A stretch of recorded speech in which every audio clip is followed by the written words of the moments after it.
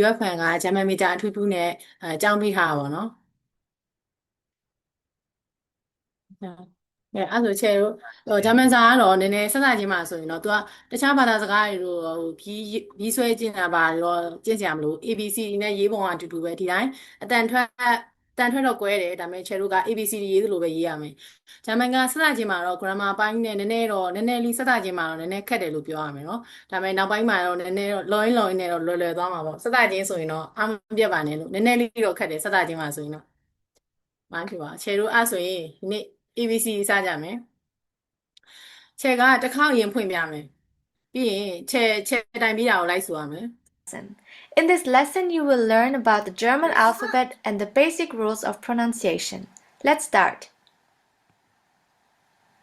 In the following, I will read the alphabet out loud and please repeat after me in order to practice your listening and pronunciation skills. Let's start.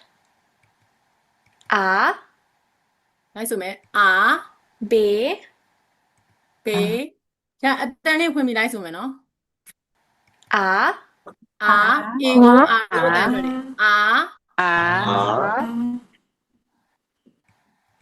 B B C C D R B C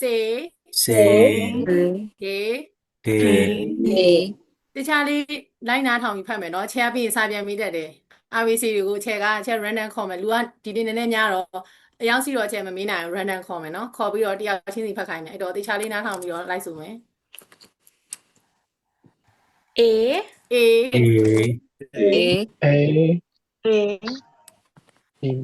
F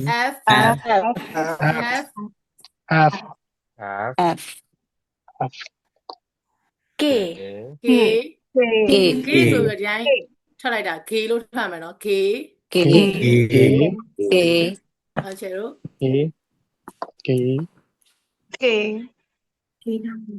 D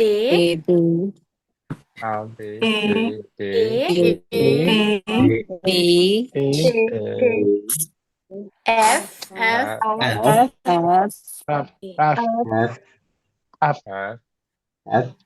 K ဟုတ်ပြီချေတို့အဲ့ဆို A ကနေပြန်စမယ် listening and pronunciation skills. Let's start. A B B D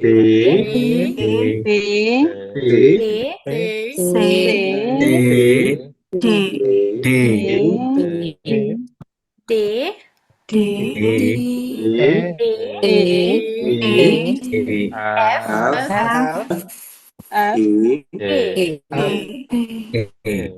အကောင်လုံးနည်းတော့တစ်ချက်ဟိုအတန်လေးမြည်လို့ပြပါလားအတန်ဟိုဆိုတဲ့အချိန်မှာဖွင့်ပြီနော်ချေတစ်ခေါက်ဆိုရမယ်အတန်တွေကဒီဘက်မှာပြင်လာနေပြီ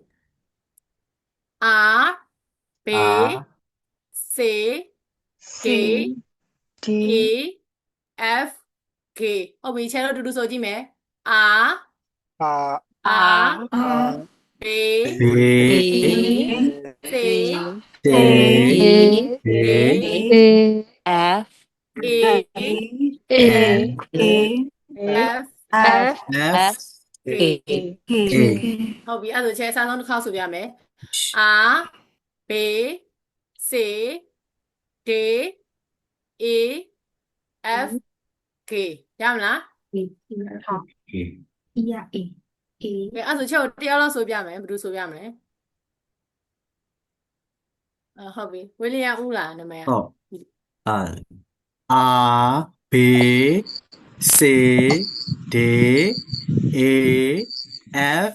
G ဟုတ်ပြီခိုင်စင်ထက်ဆိုလို့ရလားချေဆိုပြမယ်ခိုင်စင်ထက် Hello ဟုတ်ကဲ့တကယ်အခုမှဝင်လာတာပါရှင်အခုမှလေဟိုအလုပ်ကနေပြန်လာတော့အခုမှ join ပြီးတာပါမသိလိုက်ဘူးရှင်ဟုတ်ပြီအဲ့ဆိုရင်တခြားသူဖတ်တာလေးကိုနားထောင်တော့ပြီးရင်ချက်ပြန်ဖတ်ပြမယ်Heinrich လောက်ထားတဲ့ Xiaomi 230 app ချက်ကိုဖတ်ပြလို့ရမလားနောက်နေ့ကျရင်နာမည်အရင်လေးထည့်လို့ရရင်ထည့်ပြီနော်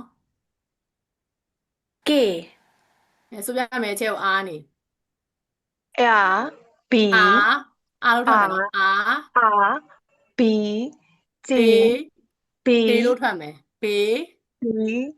C စေ C D စေ C C D စီမုံစေစေ C C စေ D ချဲအင်္ဂလိပ်လိုတွေဖတ်ပြနေရဲ့ချဲတစ်ခေါက်ဖတ်ပြမယ်နားထောင်မယ်နော်အားဘေး B စေ C ဘီမဟုတ်နော်ဘေး B ဘေး B စေနည်းနည်းကြိုးစားပြီးဖတ်ကြည့်မယ်စေ C ဒေ D ဒေလို့ဖတ်မယ်နော်သူကဒီမှာ DAH ဆိုပြီးပေးထားရတယ်ခြေတို့ကအဲ့ဒါကိုအရှင်းစကားလုံးလေးကို D ဆိုပြီးတော့ဒီမှာ D ဆိုပြီးတော့ H တန်လေးနည်းနည်းလေးစောင့်ဖတ်ပြီး D D A A F F K K ဟုတ်ပြီအဲ့ဆိုဒါ C ကိုဘယ်လိုထွက်မလဲ C C ကို C ဆိုရင်အင်္ဂလိပ်လိုပဲဖြစ်နေတာခြေတို့က C လို့ထွက်ရမယ် C C C တွေ့တို့ဆက်လို့ရင် C တဲ့အဲ့အတန်ထွက်လေး C C D C C D အဲ့ဒါလေးလည်းပြည့်ကြည့်မယ်နော် C မဟုတ် C D C D C D ဟုတ်ပြီအဲ့နှလုံးကအတန်လေးနည်းနည်းဟိုနေဖြစ်နေချက်ပြန်ဖတ်ပြမယ် R B R B B B B B ဟော C C D D D D ဒီနည်းနည်းရောနေနာ E A F F K K ဟုတ်ပြီကျန်တဲ့အတန်ထွက်ကအဆင်ပြေတယ် B C D ကိုပြီးပြန်ထွက်ကြည့်မယ်နော်အဲ့ဆိုချက်ကိုနောက်တစ်ယောက်လောက်ဆိုပြကြည့်ပါအောင်ခိုင်မြဲတာလားခိုင်မြဲတာချက်ကိုဆိုပြကြည့်ပါအောင် R B C D A F G ဟုတ်ပြီiPhone ဆိုတဲ့တယောက်ဆိုပြမယ် R B C D A F K ဟုတ်ပြီဆုလဲဖြူစင်ချက်ကိုဆိုပြမယ် ဟုတ်ပါ R B C D R F K E ကို A လို့ထွက်မယ် A A F K ဟုတ်ပြီဂျွန်ဆိုပြမယ် R B C D E F G ဟုတ်ပြီယူဆိုမယ် R B C D A F G ဟုတ်ပြီမေပိုးဆိုမယ် R B C D A F K B B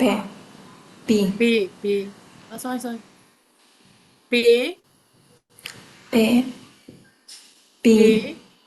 ချက်ကိုတစ်ခေါက်ဆိုပြကြည့်ပါအောင် R R B C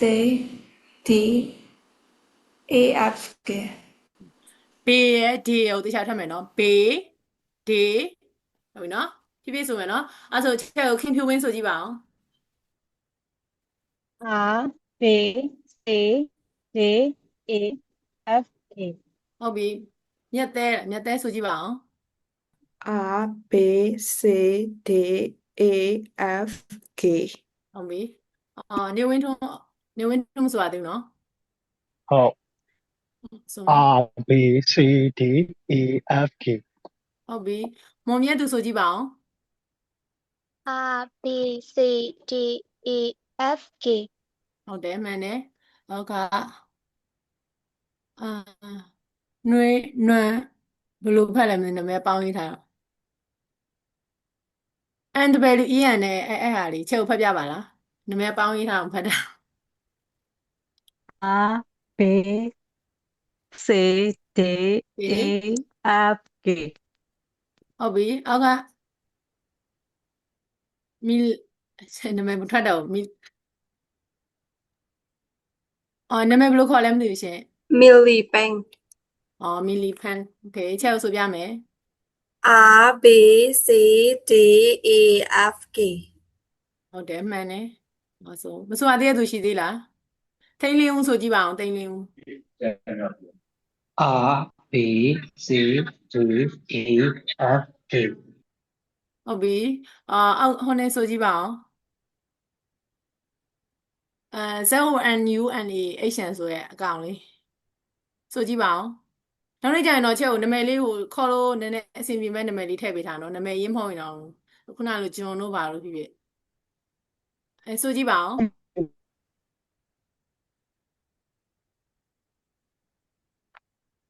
ဟိုင်း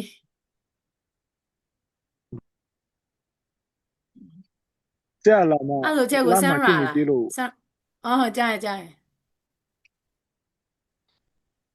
လာမရှိနေသေးလို့မ အော်ဟုတ်ဆိုကြည့်ပါအောင်ရှင်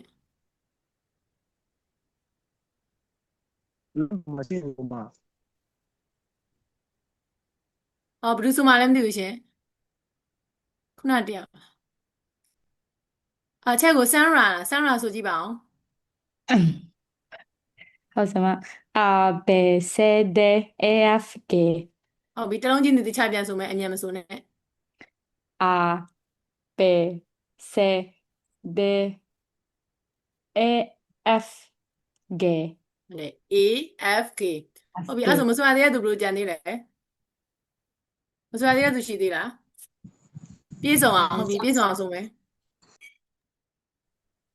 R B C D E F G ဟုတ်ပြီမျက်လွင်ဆိုမယ် R B C D E F G ဟုတ်ပြီပြီးတော့ခိုင်စီစဉ်ထက်ဆိုမယ် R B C D A F G ဟုတ်ပြီတခြားဆိုရမယ့်သူရှိသေးလားဆိုကြံတဲ့သူ ကြည့်ပါသေးတယ် ဟုတ်ပြီအဲ့ဆိုရင်ညီဝေရန်ဆိုမယ် R B C D A F K ဟုတ်ပြီတခြားကြံတဲ့သူရှိသေးလားအဲ့ဆိုရမလားရှိသေး ဟုတ်ပြီအဲ့ဆိုဆိုကြည့်ပါဦး R B C D E F G ဟုတ်ပြီတော်တယ်အောင်ချဲလို့ဆက်သွားမယ်နော် ဟာ ဟာအတန်လိုက်ထွက်မယ်ဟာ ဟာ ဟာ E ဤတန်လေးဤ E yacht ယော့ Yacht ကျတို့ကအဆုံးသက်မှာထေတန်လေးထွက်ပြမယ် yacht Yacht Yacht yacht ขา ဟာ ขา ဟာ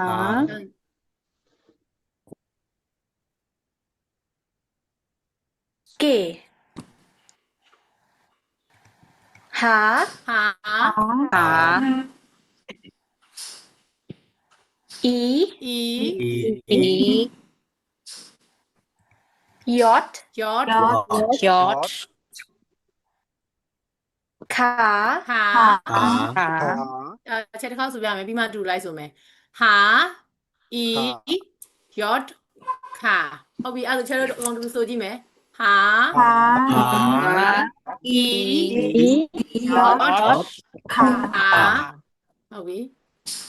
ချက်တို့ဆက်သွားမယ် L L L L L ယောဂဟာလေကြည့် L L ဟိုလိုအင်္ဂလိပ်လို N ဆိုပြီးထောက်တာလေ L ဆိုပြီးထောက်တာ L M M M M N N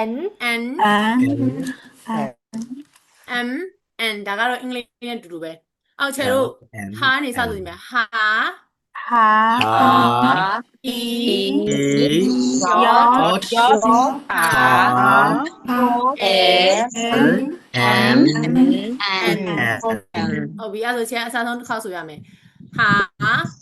E yacht ခါ L M N ချက်နောက်တစ်ခေါက်ဖွင့်ပြမယ် ဟာ လိုက်နားထောင်မယ်နော် หา E yacht ယော ขา L M N ဟုတ်ပြီအဲ့ချက်ကို ဆိုပြလို့ဆိုကြည့်လို့ရမလားချက်တော့နောက်တစ်ခေါက်ထပ်ဆိုပြမယ်နော်ဟာအီယော့ခါအဲအမ်အန်ဟုတ်ပြီအဲ့ဒါဝီလီယံကစားပါအောင်အတန်ပိတ်နေအတန်ကြီးပိတ်ညှိလို့ထားတယ် Okay. Heart, E, yacht, car, M, N. လို့ထွက်မယ်နော် L L, M, N. ဟုတ်ပြီခိုင်စင်းထပ်ဆိုကြည့်ပါအောင် ဟာအီယော့ခါအဲအမ်အန် ဟုတ်ပြီဆိုရှောင်းမီ230ဆိုကြည့်ပါအောင် ဟာအီယော့ခါ L M N L လို့မထွက်ဘူးနော် အဲ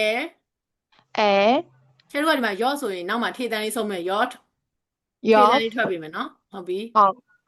တ် နောက်ခုမင်းဆက်ဆိုကြည့်ပါအောင်မင်းဆက်ဆိုမယ် Heart, E, yacht, car,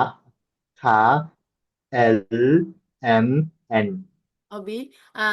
ခိုင်မြဲတာဆိုကြည့်ပါအောင် ဟာအီယော့ခါ L M N ဟုတ်ပြီဆုလဲဖြူစင်ဆိုကြည့်ပါအောင် R E yacht car L M N ဟုတ်ပြီဂျွန်ဆိုမယ် ဟာအီယော့ခါ L M N ဟုတ်ပြီတော်တယ်မေပိုးဆိုကြည့်ပါအောင် ဟာအီယော့ခါ L M N ဟုတ်ပြီခင်ဖြူဝင်းဆိုမယ် ဟာအီယော့ခါ L M N ဟုတ်ပြီမြတ်သေးဆိုကြည့်ပါအောင် ဟာအီယော့ခါ L M N L L ဒါ M လေးကိုဖတ်ကြည့်ပါအောင်ဒါလေးကို L ဒါလေးလေ E E E ဟာပြန်ဆိုကြည့်ပါအောင်နောက်တစ်ခါလောက် ဟာအီယော့ခါ L M N L လို့မထွက်ဘူးနော် A လို့ထွက်မယ်နော် AL ဆိုတော့ A ဟုတ်ပြီအဲ့ဒါဆိုချက်ကိုနေဝင်းထွန်းဆိုကြည့်ပါအောင်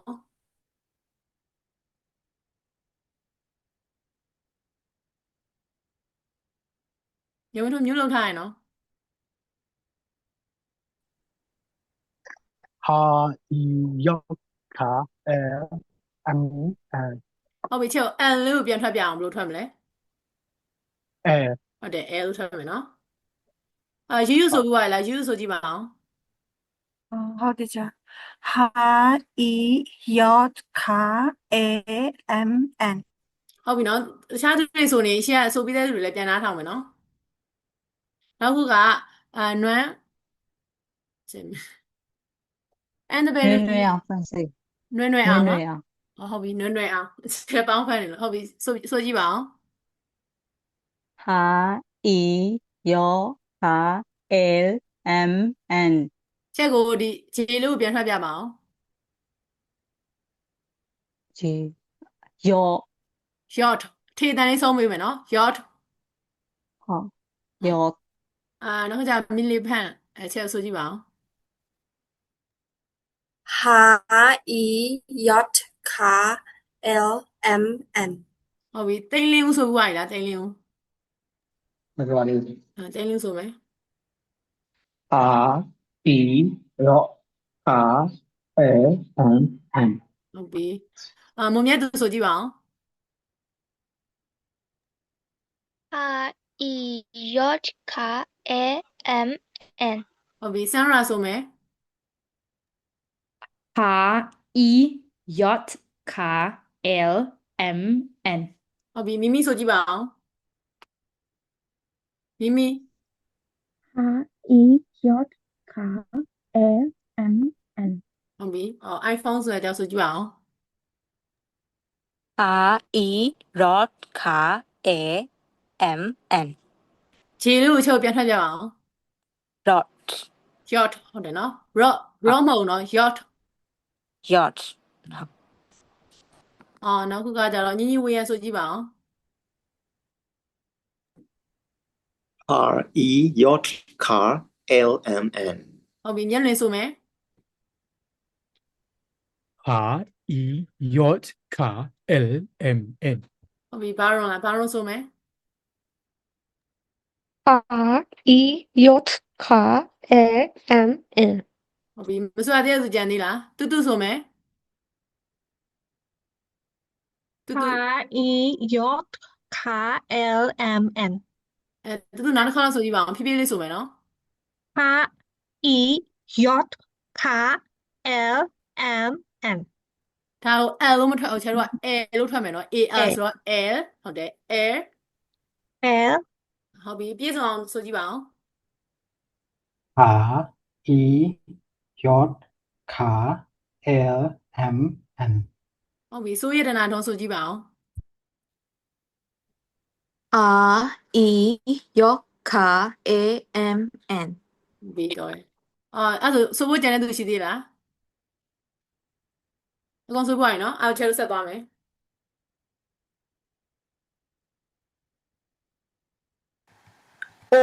O နိုင်ဆိုမယ်နော် O O O O ပြီးတော့ကျတော့ဖေလို့ထွက်မယ်ဖေ P P Q ခူခါတိုင်းထွက်မယ်နော်ခူဟုတ်တယ် O L ကျတော့ကအောက်ကျတော့ L လို့ထွက်မယ်ခုနက L ကိုလည်းကျတော့က L လို့ထွက်တယ်မလားဒါလေးက L တူတူပဲ L S S S S T T T ကျတော့ခေါက်ထနာတော့ O O လိုက်ဆိုမယ်နော် O P P P Q Q U L L L S S S S T S T T ဒီချဲစားသုံးတစ်ခေါက်ဆိုပြမယ်ပြီးရင်အကုန်လုံးတူလိုက်ဆိုမယ် O P Q L S T ဟုတ်ပြီအကုန်လုံးတူတူဆိုကြည့်မယ်ရှင်နဲ့တူတူစမယ် O O P Q S S T T S T ဟုတ်ပြီနောက်တစ်ခေါက်ဆိုကြည့်ပါအောင်ကိုယ့်ကို O ကနေစ O O P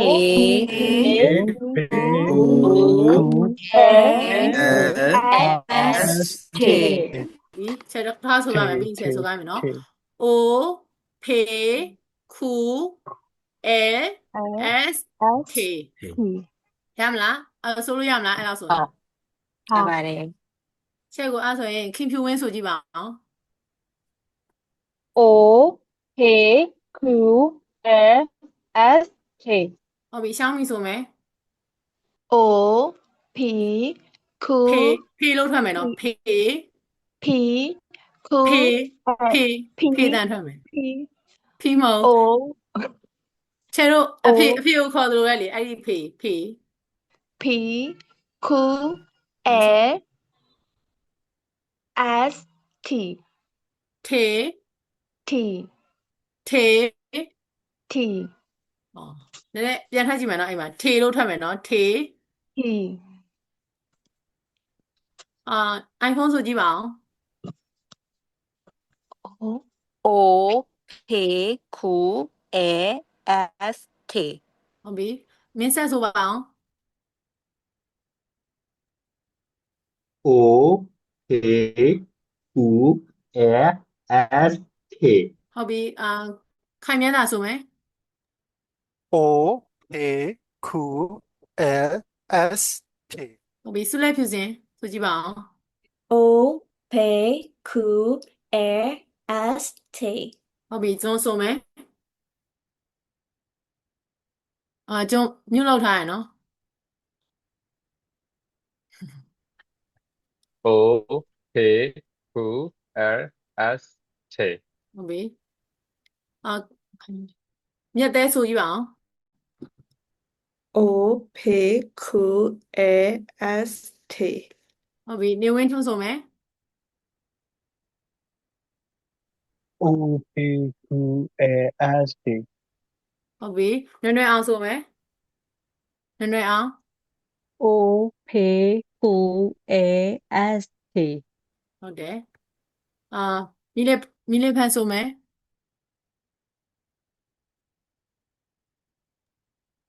O P Q L S T ဟုတ်ပြီခိုင်းခင်စင်စင်ထက်ဆိုကြည့်ပါအောင် O P Q အိုလို့ထွက်မယ်နော်ဦးမဟုတ်အို O P ဟုတ်တယ် Q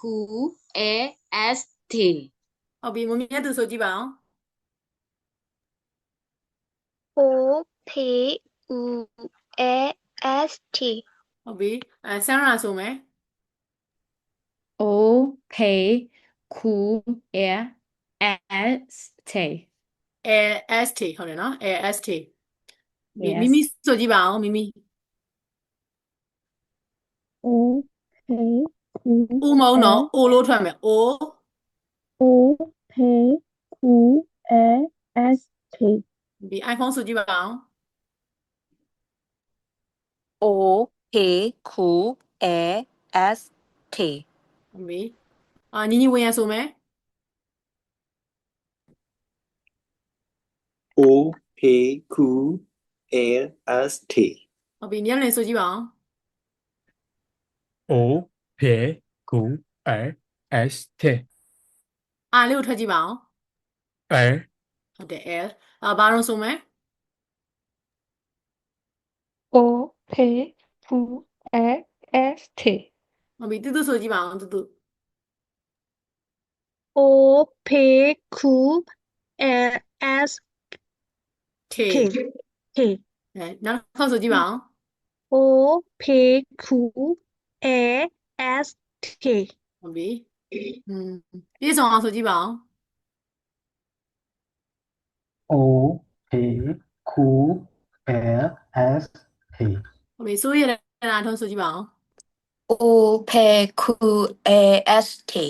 ဟုတ်ပြီတိန်းလင်းဆိုကြည့်ပါအောင်တိန်းလင်း O P Q A S T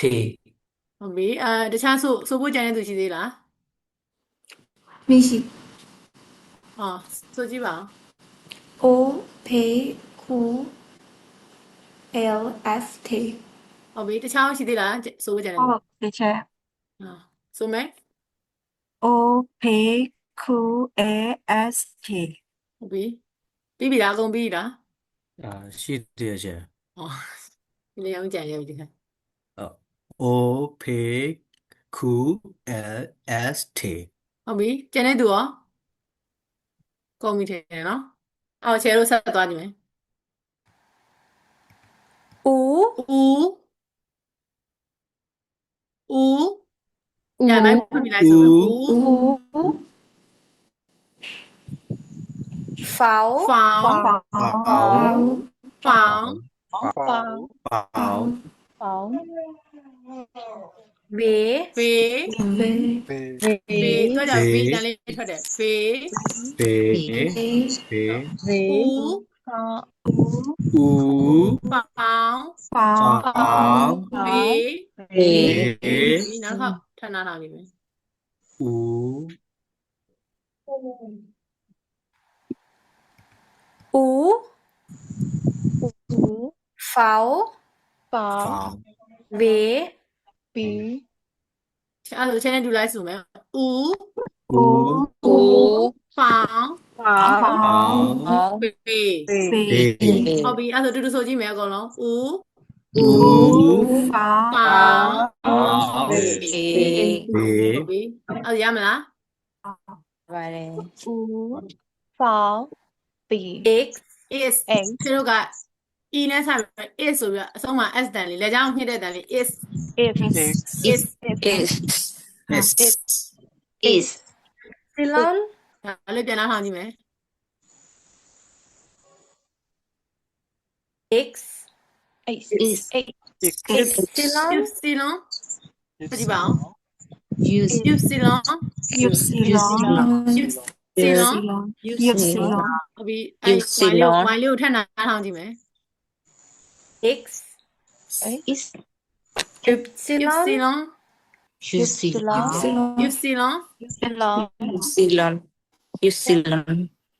set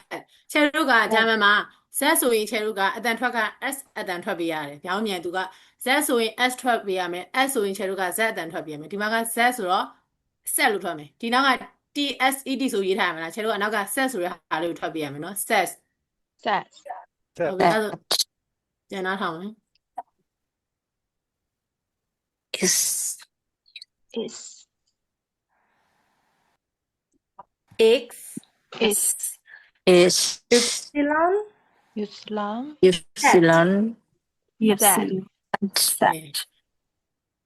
ယူကနေစနားထောင်မယ် T. U. Pháo. V. S. Epsilon. set ဟုတ်ပြီအဲ့ဒါချက်တစ်ခါဆိုရမယ် U found V is epsilon set အဲ့လိုချက်နောက်ကလိုက်ဆိုမယ်နော် U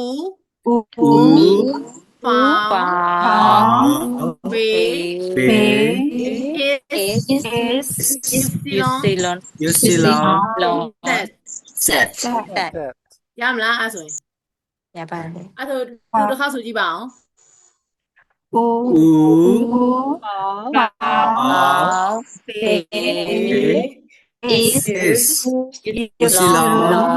set ဒီအဲ့ဆိုရင်ဆိုလို့ရမလားတယောက်ချင်းစီ ရှောင်းပြီဆိုရင်ရှောင်းပြီဦးကနေစဆိုမယ်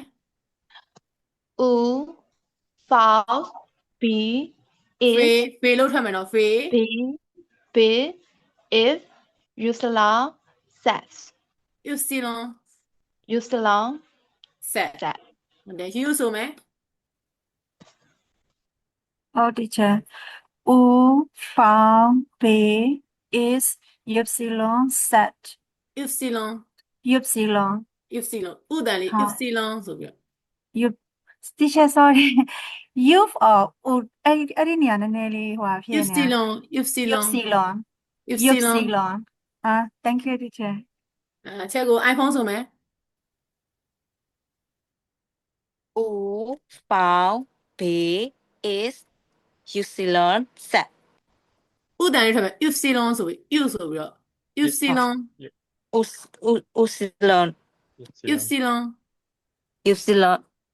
တဲ့ဒါလေးပြန်နှားထောင်ပြီနော်ချက်ညကြရင်ဟုတ်ပြီအဲ့ဆိုချက်ကိုနောက်တရားမင်းဆက်ဆိုကြည့်မယ်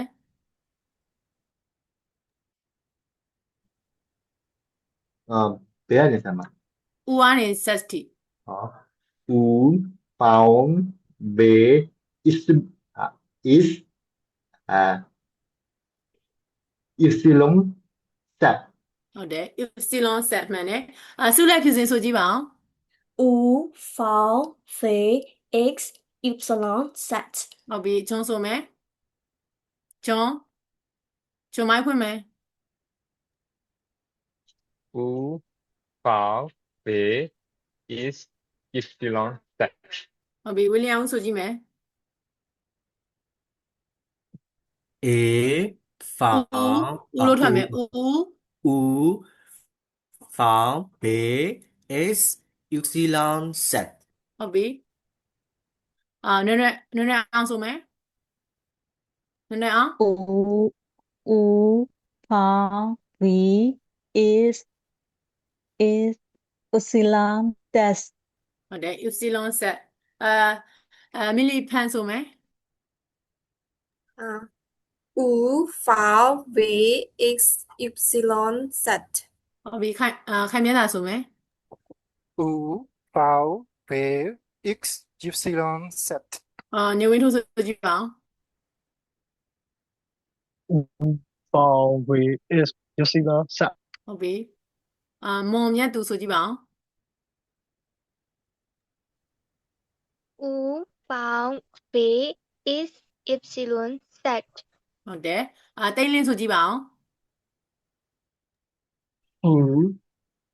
found V is epsilon z. ဟုတ်ပြီယူဆိုမယ်ယူဆိုမယ်ယူမရှိဘူးလားခိုင်စင်စင်ထက်ဆိုမယ်ခင်စင်စင်ထက်sorry နော် U found B is epsilon z epsilon set epsilon z စမ်းရာဆိုမယ် U found V x epsilon z. ဟုတ်ပြီမိဆိုမယ် U found V is epsilon z. ဟုတ်ပြီ epsilon set Epsilon. ဒီနေ့ဝင်ရဆိုမယ် U found V is epsilon z. ဟုတ်ပြီမျက်လွင်ဆိုပါအောင် U found V x epsilon z. ဟုတ်ပြီဘာလို့ဆိုမယ် U found V is epsilon z. is လို့ထွက်မယ်နော် is Is is is ဟုတ်ပြီတူဆိုပါအောင်တူ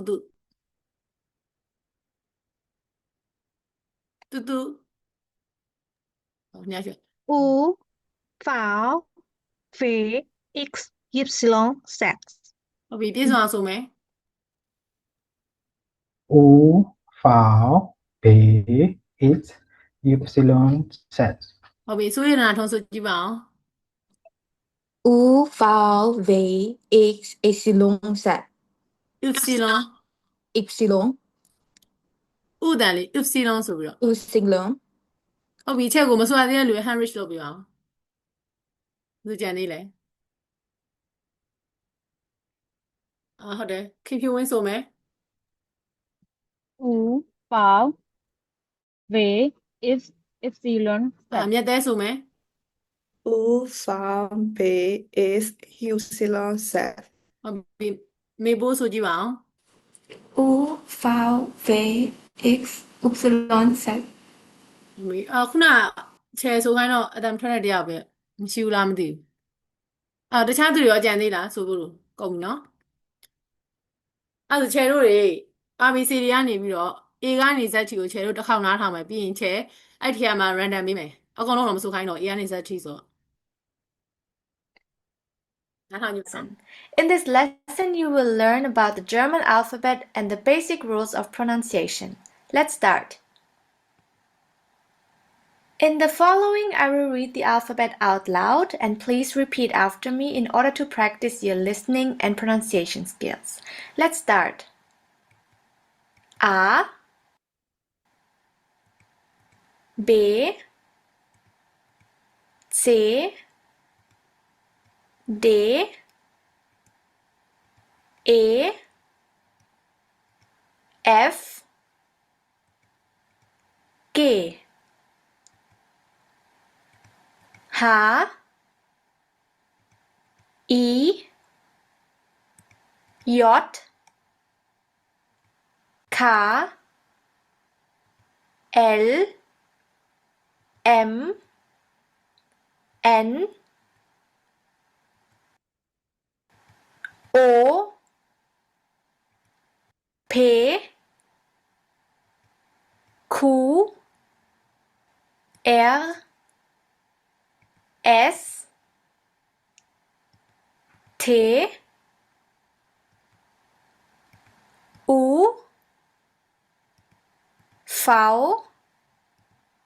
V W X Y Z ဟုတ်ပြီရမလား